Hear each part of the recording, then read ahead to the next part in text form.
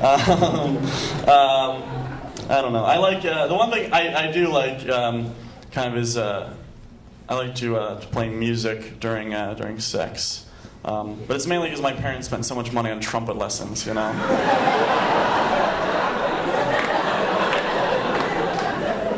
It does get in the way, though, you know, my instrument.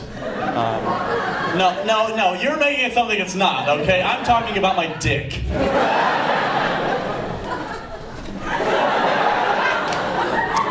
No.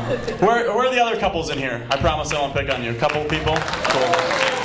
I mean, just from my experience with my ex-girlfriend, I think to be a couple, you have to have common interests. You know, you have to do things together. And my ex-girlfriend and I, our big thing was bird watching. We loved to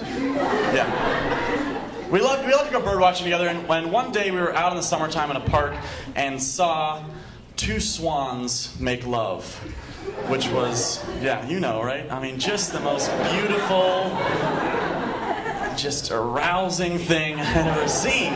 So we saw this happen, and we went straight to her apartment. And she went in the bathroom to freshen up, and I spread some rose petals on the bed, and got my trumpet all shined up. And she came out of the bathroom, and I looked at her right in the eyes. And my ex-girlfriend has the most beautiful, beautiful big blue eyes. And I looked at her right in the eyes, and I said,